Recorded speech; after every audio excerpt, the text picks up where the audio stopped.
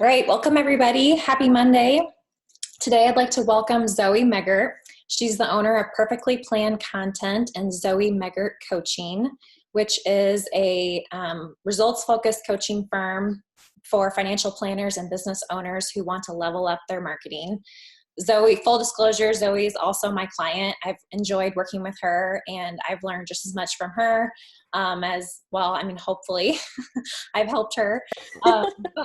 So I'm really excited for today. I think this will be a really good conversation. We're going to be talking about how do you shift from solopreneur, entrepreneur to CEO, and how do you grow your business profitably and efficiently. So welcome, Zoe. So glad to have you here. Yeah, super excited to be here.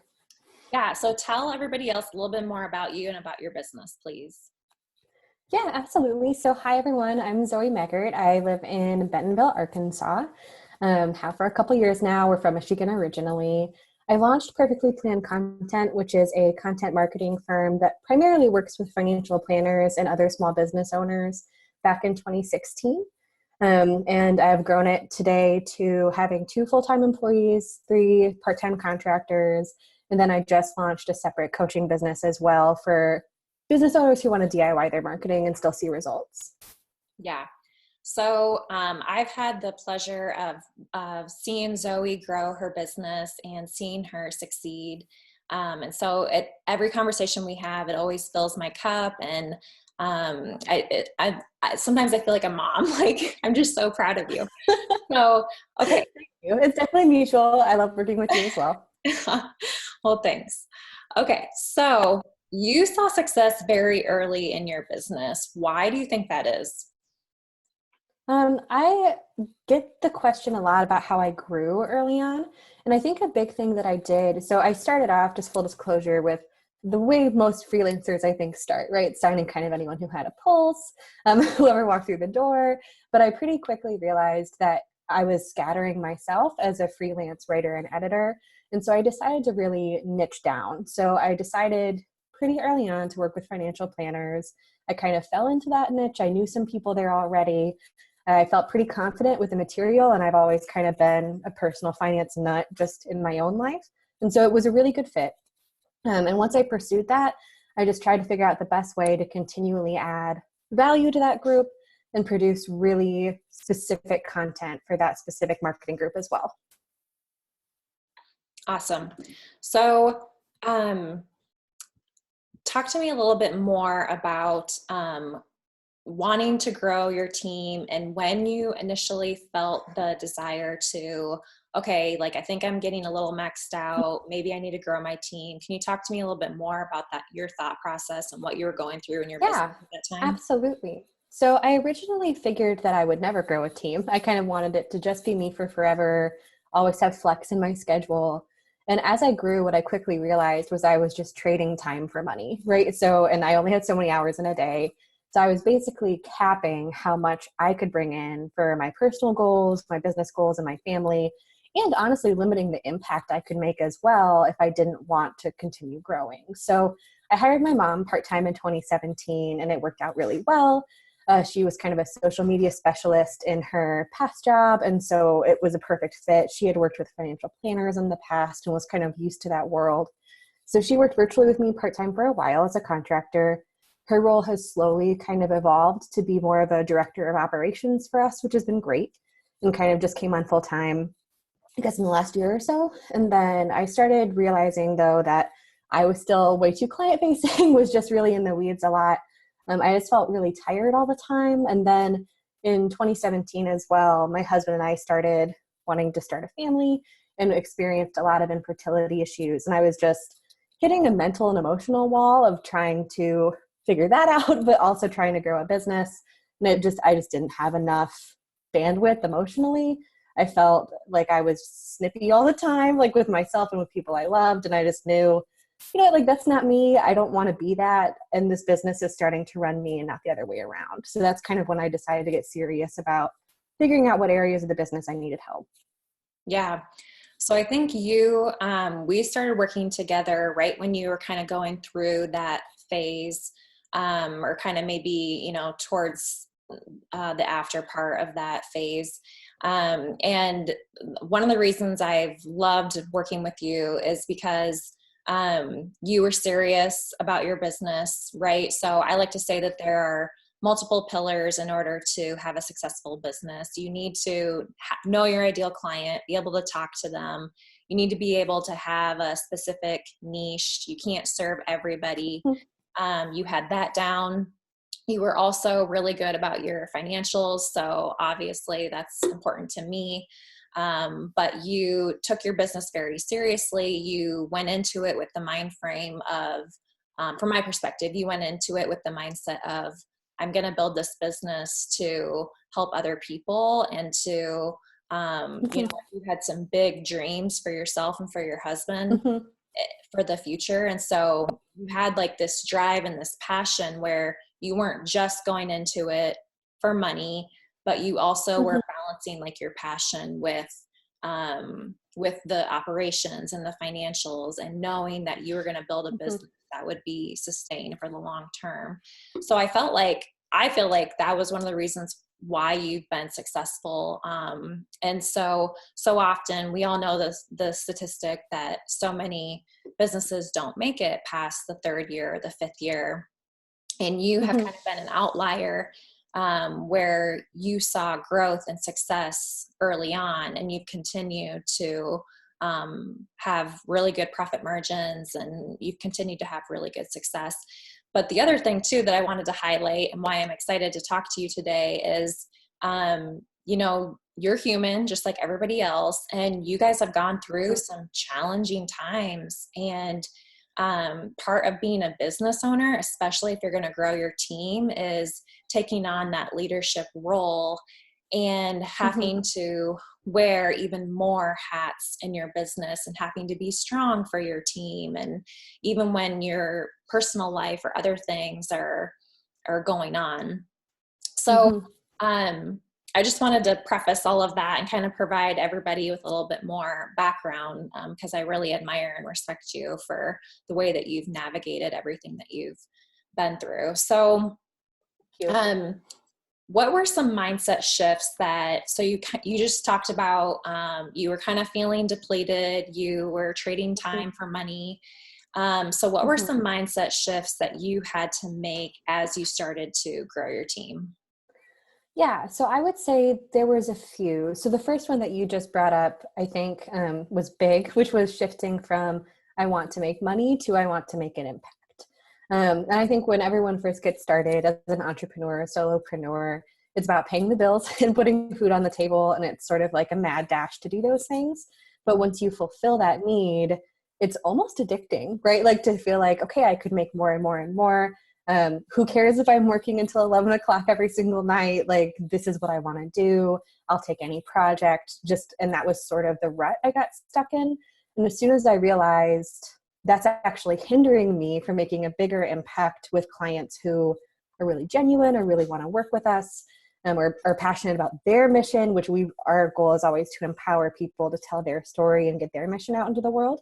So I think that was the first big shift, was going from make an income, make money, to how can I make a bigger impact with this business and just with my life in general. So that was sort of the first shift. And it was hard to make, right? Because it's, like I said, it's sort of addicting to see that gross revenue number continue to climb. And so being able to take a step back and make more intentional decisions, I think, has ultimately benefited our profitability, but it's scary at first. Another big shift was a couple of years ago. I had a colleague who I really trusted and really respected basically tell me that like my value was in what I could do, like for services. So they, saw me as I was a creative writing major. I have a very like strong skill set in writing, copywriting, editing, things like that, marketing strategy. And they kind of implied that they didn't want me to get rid of that, which totally made sense. And I respected that opinion. But I also, I think, took it to heart too much. As someone I'm a big Enneagram fan. I'm a type 2 helper. So like thinking that my only value was in helping my clients, I think also really hindered my growth. And that's something, Janie, you and I have worked on a lot, is trying to move past that and instead see my growth and value can be in making a bigger impact as a CEO, supporting my employees and empowering them to grow, growing myself, growing in my personal life as a result of having more free time. I mean, I don't usually work past 6 anymore, and that's been like a magical transition the last year or so. So I think seeing that shift happen, and it's something that I'm not perfect about. I still fall into the rut of trying to micromanage or do too much or whatever. But that's been a really big help as well. And that was a big shift I had to go through. Yeah. Yeah, I feel like so many, whether you're in the corporate environment or an entrepreneurship, owning your own business role, I see that so often, and I went through it myself, of when you're the doer and you're being paid to literally put out work to deliver, it is such a big change to go from that to being paid for your thoughts and your ideas and to manage other people. And yes, I don't know that very many people are vocal about when they are having those subconscious thoughts. But I've seen it with a lot of clients, and just when I was in corporate, I also saw that too and experienced it myself. And so a lot of our conversations have been around you have to shift to that's okay. And we kind of talked a little bit about like, it's good to empower your team and your employees. People want, if they're high performers, if they're good workers, they want to take on more. They want to be able to contribute to the company. And so your role starts to shift to the most important thing that you can do for your business is to be that visionary leader, to provide them with what are our overarching goals, and to provide them with the structure and the vision of this is where we want to go, to try to keep them motivated and empowered. And you have to start focusing on those higher ROI tasks. So for those of you who haven't heard me talk about this, so ROI is return on your investment. So looking at all of your work and determining, where is my time best spent? Am I making as much money maybe putting out a blog post as I am trying to bring on a new client? No. So is there anything else that you would, like any aha moments that you had in those conversations? I think you kind of talked about empowering team a little bit. I think another big shift for me has been when you're in that doer mindset as a solopreneur or a freelancer, and you are getting paid for that work output that you're doing. So tasks, right? It's very easy to kind of get wrapped up in ego and think that therefore you're the only one who can do those. And I think, so for me, a big shift has been, and I own this all the time, I'm realizing that my team is phenomenal and I trust them completely. And they're also not me, right? So they're going to do things differently. They're going to communicate differently. They'll approach tasks and processes differently. And that's not just okay, it's probably good and for the better growth of our company. But stepping away from it and realizing that I don't have to constantly be the one micromanaging or kind of outlining how things have to go and staying really rigid. I think that's been huge, and honestly has also, like you said, helped empower them, helped us form stronger bonds as a team unit, really connect to our team's mission and value of empowering others to tell their story. And it's been very good, but it's been a hard transition. So I would say that's probably like the third mind shift I had to make. Yeah. I like that you pointed that out, because I think that's why leaders don't want to talk about that when they are struggling through this, is because it comes off initially as like, oh, well, you just must struggle with letting go of control. And that's not it. I mean, I think that's one of the good characteristics and one of a leadership trait that you possess, is that you are fully capable of delegating and saying, here you go. And I try. It's in my mind, I'm not always capable. My team might tell you otherwise sometimes. But you fully believe in, it's not for you. The issue isn't, well, I can do it better. You don't have that belief. It was just that struggle of like, well, gosh, like, how am I providing value? And am I still providing value if I'm not doing as much? And I think another thing that you struggled with too was, how much work do I give my team? Like, I don't want to overburden them and stress them out. So how did you balance that? So honestly, just open communication lines. And that's been something that understanding who my team members are as individuals has helped as well. So we kind of have done a lot of different team bonding activities. Team retreats have been really big for us. Once a year, we all get together, if not twice a year, at a conference, and talking to them just about who they are and how they want me to communicate with them. So I have, team members who are a lot like me, who are much more helper variety, and they're just going to say yes until they burn out. And that means they need more frequent check-ins, right? Of me saying, hey, are you burnt out? What's going on? Let's look at capacity, like all the time. And that's helped a lot. And actually made us, again, more profitable, able to serve more clients and impact more lives, which is great. I have some team members who are just doers. Like they are ready, up for the challenge all the time, kind of always progressive and moving forward. And they can burn themselves out too by taking on too much. So I think the question is always, the root is, hey, are you burnt out? What's your schedule look like? But the ask is different, right? So for my helper employees, it's much more, hey, let's really look at this. Like, I know you want to do it because you want to help me. I don't necessarily need that. We can outsource it. Let's talk about profitability of outsourcing, like empowering them to make those choices so that they feel like the ball's in their court. If I bring them a task and say, you can do this, we can do it together, or we can give it to a contractor, they're able to kind of make that call, which I think has been helpful. And then for my go-getter kind of challenger employees, being able to say, hey, that's a great idea. I love that you're kind of shooting for the moon. What's an actual timeline? Like, let's not burn ourselves out by saying, we're going to do that in the next 2 weeks. Like, let's be realistic. And I think that's been really big too. It's like I said, the ask is different, but the result is kind of the same. Yeah, I really like that. And I think too that if people can't tell, but I'd like to point out that our leadership mentality or our philosophy of leadership is aligned in that I think we both believe that you have to work on yourself and figure yourself out first before you can serve other people or help your employees or even your Totally clients agree. for that matter. So you've been really big on like developing your team and getting to know their, everybody took the Enneagram, right? Mm-hmm. And you have one-on-one meetings, you have performance evaluations, you do team meetings. So how have you, I still get a lot of pushback when I recommend that, that sometimes leaders don't really believe it helps your bottom line. So do you feel like that has helped, and have you seen results from the whole team development aspect? I have. So I think a big thing for me and Janie, that's because, we've worked on it together. As a CEO, as you're moving to that role, your ultimate goal is freeing up your time to grow the business.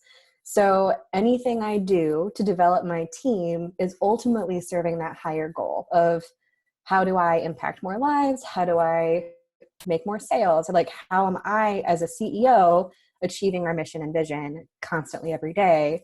And by developing them and empowering them to take on more, have really empowered conversations with clients, identify places where we could potentially upsell or where things are maybe not as profitable or streamlined as they could be, I am not pouring just into them, I'm pouring back into the business.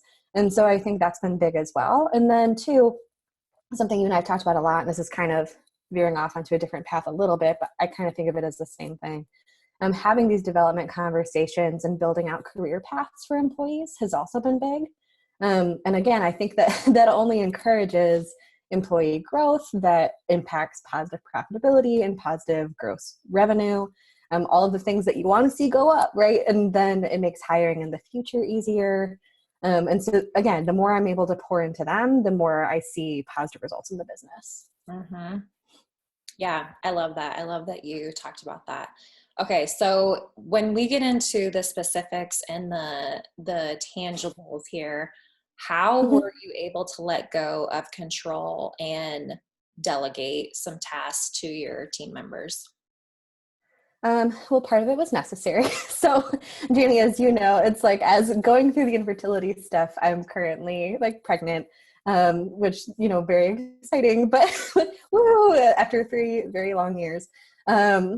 And like, I can't, right? Like even in this conversation, I'm getting out of breath and red in the face. Like I just don't have the capacity physically that I used to. Exactly. Like it's just been a lot. So like that's been part of it. I think part of it too is understanding like what you and I worked on together is figuring out what my ROI tasks are, like highest and best use of my time. And anything that falls outside of that, I need to reality check myself and say, even if it's faster, if I just do it because I've always done it, is that like ultimately meeting the long-term goal? Most of the time the answer is no. And so that's been kind of helpful to figure out how to delegate from there. And then some tangible things that I've just done internally that may sound goofy, but have really helped me. Restructuring my days. So I do client work at certain time, meetings at certain times. That kind of helps me time block, stay in the zone. Organizing my schedule. I only take client meetings or internal meetings at certain times of the week. So that kind of helps me delegate and block out. Focusing on those team huddles. So I have weekly huddles with some of my team, daily stand-ups with others, just depending on how much they need from me at that given time. And that's been good too. And then focusing a lot on our prioritized tasks. So I have this new planner that's literally right next to me at all times. And it forces me to write out my top 3 for every single day. And this is also kind of a mindset shift, realizing if those top 3 get done and nothing else gets done, like I've still hit my productivity quotient. And those have to be tasks that are pouring back into the business, are somehow accomplishing something that's moving me toward my ultimate goals. So those are sort of the tangible things I've been doing. Yeah. So I think we looked at, not only did we just look at what are your high ROI tasks and where is your time best spent in terms of hard dollars for your business, but you also looked at like, what do I like to do? And so often I feel like there's like this spectrum where either you're really passionate and you want to, like you said earlier, you love this business. That's why you became an entrepreneur. That's why you have this business model. You love your work that you're doing. And so you can get caught up in just doing it all the time. And so something that we worked on very early on was looking at where do you want your life to be in 5 years, 10 years? How many hours do you really want to work? What would it look like if you did have kids, and how would you want to be spending your time then? Would you still want to be working 80 hours a week? And what are some of your longer term goals, like just holistically, like in terms of financial freedom, how you want to spend your time, things like that. So I just want to highlight that too, because I don't want to say that I don't think that the ROI should only be the priority. I think you have to take a balanced look at the entire business and incorporating some of your personal values and dreams and things like that. But can you think of anything? Absolutely. And a lot of our clients who are financial planners call it like return on life investment. And it's the same way when you spend money a certain way. Like it might feel like an extra expense, but if it's making your quality of life better, that's something to consider too. And that's honestly, so another thing that we've been doing, just since you brought that up, is opening that conversation up to team members. And I found that the results are surprising. So when I say, hey, I hate doing these tasks, they're not something that fills my cup, I am drained after doing them. A big one for me is like admin work and invoicing, whose least favorite thing in the world. And so figuring out who may enjoy that task, because usually someone on my team fits like a puzzle piece on the other side of it and wants to do it. Event planning was a big one. It's not my strong suit. I know it's not my strong suit.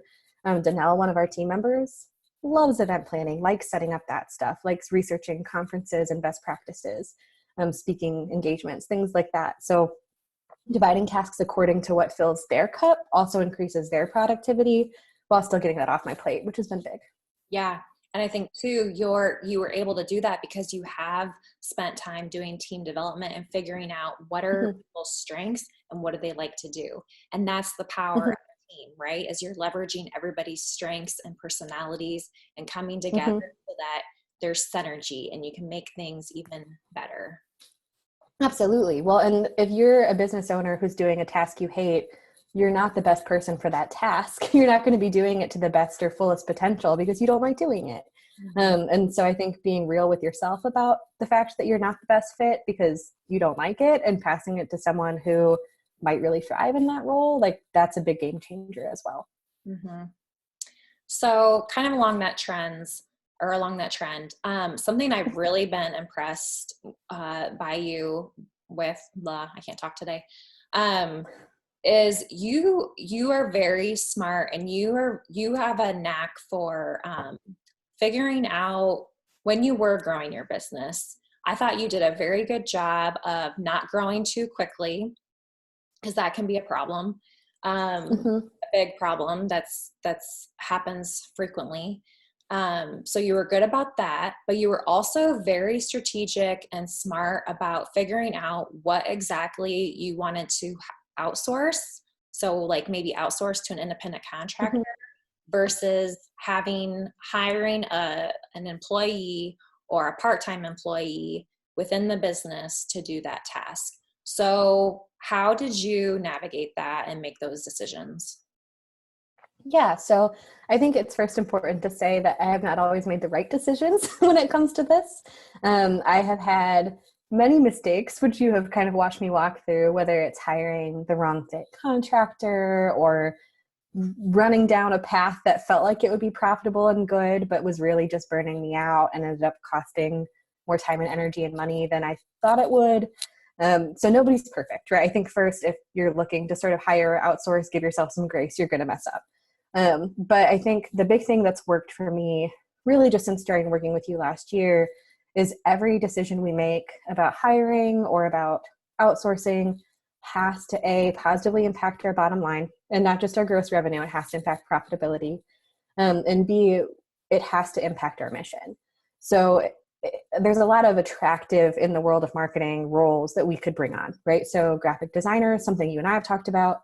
And I bring it up like every 3 months because I want one. And it's just a vanity thing. Like, I know it's going to impact our business, but ultimately it would be an entirely new service that we'd have to sell and market and structure and create a process around. And it's not worth it right now. Maybe later, but not right now. So any graphic design needs we have, we just outsource. And so I think like that's important to kind of think about is this actually going to be more energy and money to have to bring this person on and recreate the wheel, or am I outsourcing something we've already got that's scalable? So something we've done is we've grown our contractor writer team because we have a really specific process around writing. We've pretty much got it down to a science. And so having people come on who can write blog posts, who we vet carefully, they're dedicated to specific clients, has been a game changer. But that was an existing service that we didn't have to remarket. So that's something that we've done. As far as hiring full-time goes, that's been a little bit trickier to navigate, and it's something I'm still kind of navigating, is figuring out who that next person is. And it was actually something I heard on a podcast recently, where the host kind of was talking about never be afraid to go back and reconfigure your hierarchy. Figuring out who's in the role they're in now and if that's the right role for them has been big for us. We're currently working on sliding one of our employees to a different role that's going to better fulfill like her long-term goals and what she's best at, in order to free up space for a new hire in the future. So, and again, that wouldn't have happened if I just kept her in her current role because it was easy. I mean, it's going to be harder to slide her over, but I know it's going to ultimately benefit the business in the long term.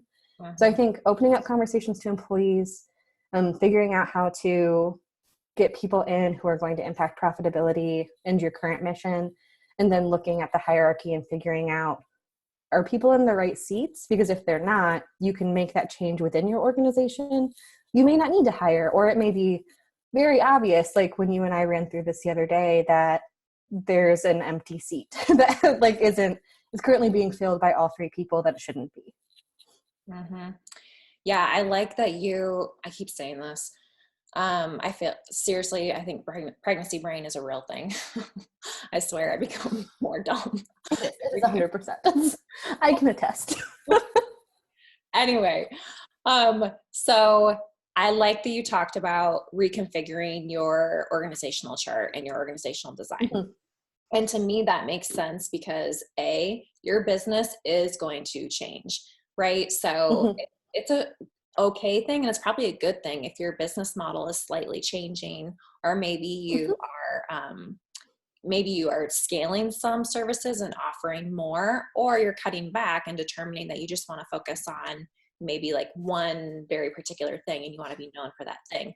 So Mm-hmm. it makes sense because your business is growing, but then also your employees should be growing too and developing, right? So I always like to say, I'm not a fan of performance evaluations where you just score employees. A lot of companies do that. It's become the norm. Mm-hmm. There's a lot of research that backs it up of why that is not effective. But the goal should be, rather than just ranking an employee of like, oh, I think you got a 5 this year, which would be good. Mm-hmm. Rather than doing that, the goal should be developing your employees so that they are growing, that they are becoming better, and they can serve the organization even more. Mm-hmm. The goal should be that they're fulfilled, and it's just a win-win. Like, when you have engaged, fulfilled employees, it does help your bottom line. It does help with productivity, and everything else. So that's why I think it made sense for you to kind of look at a reorganization, because things are changing. Everything's changing. Mm-hmm. But yeah, were there other thoughts or anything that you had that went into that when we were working through it? Not really. I think just if you want to switch from that solopreneur entrepreneur to CEO, like founder of a business that you are running, I think not being afraid of change or doing things just because it's the way you've always done them, it's much more comfortable. I know that I was kind of stuck in that zone for most of last year, thinking, well, this is just the way it's going to be for the rest of forever. We'll just keep, grabbing these same exact types of clients rather than opening it up, like I said before, to my employee team and hearing their responses of, they've had fantastic ideas for new ways we can impact clients or new services we could offer that are just a play on what we already do. So it's not like it would be a ton of extra energy. I think that's helped. So just not being afraid of change when it's necessary, but also not changing things just because you're not sure of what the next step is. Something I've been working on a lot lately, because I'm very much a doer. I'm very much like a go forward, next thing person, is taking a step back. And like I said earlier, just making intentional choices. So whether that's about hiring or reorganizing our organization hierarchy chart or figuring out if employees are in the right seats or who the next hire is historically, and this is often where I've made mistakes with hiring or service offering or something else, is saying, okay, I think I want to do this. I'm just going to do it and see how it goes. And sometimes it goes great and sometimes it goes really poorly. And so instead, taking not just a couple weeks to think about things, I've been taking months to think about things. Janie, we're planning for a full-time hire next fall, like not fall of 2020, like 2021. I'm getting really intentional about who that person is, what their role needs to be, how we can find them best, post the job description, right? So we're thinking way ahead now in order to make sure we're making the right next step decision rather than rushing things. And I think that's helped a lot as well. Mm-hmm. I want to open it up to questions, and then I'll circle Absolutely. back to that thought. So if you guys have any questions, feel free to ask them now. We can also, I'll put you in touch with Zoe too, so that you can, if you don't feel comfortable asking on the live video, that's fine. But just to circle back to that thought as we wait for questions to come in. So that's another huge, I think, CEO trait is planning ahead, being that visionary leader. And I know that there are probably people thinking, well, entrepreneurs are very they kind of have an idea and they run with it. And I don't want to say that there's like a right or a wrong approach, but if I could sum up our relationship and our work together, I think it has been a mix of entrepreneur has the passion, has the ideas. And I completely think that is important, and you need that. That's what's going to keep you going. Oh yeah. Innovation is what grows your business. Absolutely. Yeah. But I think you have to also have a balance of bringing in the data and being able to make decisions. So I always try to say to all of my clients, to all of my prospective clients, basically the whole point of, I think, shifting to CEO mode, or a critical part, is when you are able to look at the data, you are able to balance that with your passion and your ideas, and you're able to feel good about that decision. And so I come from the investments world, and so often I would see people where we have this cycle, like there's this cycle of they would get in, they buy, the market goes, or say they sell, and the market goes higher, and then they're kicking themselves, feeling bad about it. And so I saw the same thing with, even with other business owners, even if you weren't investing, where business owners had all these ideas and passion, but they would like make a split second decision and kind of just shoot from the hip. And then something would change and then they'd feel bad about it. And so I think if you can bring in data and have a little bit more analysis, then when things do change, because they will, you don't feel bad about it afterward. Like you don't feel stuck, and you feel empowered and you feel confident about that decision. Would you agree? Absolutely. Yeah. And I think too, you can really, because you're right, you need a mix of, you can't just say, I'm never going to do it again. Like, I'm going to take forever on all these things. That's not how that works. Like, if you want to continue to grow, sometimes you have to be willing to flex and act. I kind of classify it into like 3 categories of decision making, and this has helped me as well, which would be like no, go, and slow, right? So sometimes when you look at the data, even if you want to do it, like me really wanting to hire a graphic designer for no other reason than I think it would be cool, like the answer is no. The data doesn't line up. The profit numbers don't line up. And like that doesn't make sense for us right now. Sometimes we have a go decision. So with COVID-19 and all this stuff happening, we did a lot of really fast content turnaround to try and increase our impact, because that's our big goal for the year is impact. And even though it was fast and we had to kind of be flexible and make quick decisions, the answer was go, because it was obviously a good fit. It aligned with our mission. It aligned with profitability. Go for it. Sometimes the answer is slow. So we know we need a new hire in the future. It's not right now, but we need to take some time with that decision. We probably will make it in the future. It's just not at the moment. So I think that's a good way to look at it too. Mm-hmm. Yeah, I agree with all that. Yeah, that's a good summary of like, you need to have the vision, you need to have a plan, you need to look at the ROI, you need to look at, yeah, when all of those things come together, that's when you're able to make decisions quickly and they're good decisions. Okay, Yeah, so if you don't absolutely. have any questions yet, I'll post links of where to contact Zoe and all that in case you guys do have questions. But if someone wants to work with you, what does that look like? And then how can people get a hold of you? Yeah, so we can work together in a couple different ways. Obviously, I offer outsourced marketing services with my team through perfectly planned content. So you can find us on our website there. I also offer marketing coaching that's very like results driven programs, usually anywhere between like 6 weeks to 3 months. And like the end goal is very clear and structured. And that's on my coaching website, which Janie will give links to. And you can find all of that too on my LinkedIn and my Calendly link. So all of those things are good spots to reach me and connect. Yeah. Yeah. And I can't toot Zoe's horn enough. This is a business owner who saw a lot of growth, and you're in what? This is year 3 or year 4? This will be year 4. So I started business in July of 2016, I guess. And so, yeah, it's creeping up on it. Mm-hmm. Yeah. So, I mean, I fully respect Zoe, like give her all the credit in the world. She's phenomenal at what she does, and she just has so many good ideas, and she's very smart about everything that she does. And she really does care about her employees, about her clients, and about making an impact, like, as you can tell, with her mission. So thank you so much for all of your wisdom, for your time. I Yeah, really thank you. appreciate Thank you it. for having me. Yeah. Okay. Well, I'll get those links posted so that you guys can reach out to her. And in the meantime, thank you everybody for joining, and thank you, Zoe. We'll let everybody get going. Yeah, thanks everyone. Okay. See ya. Bye.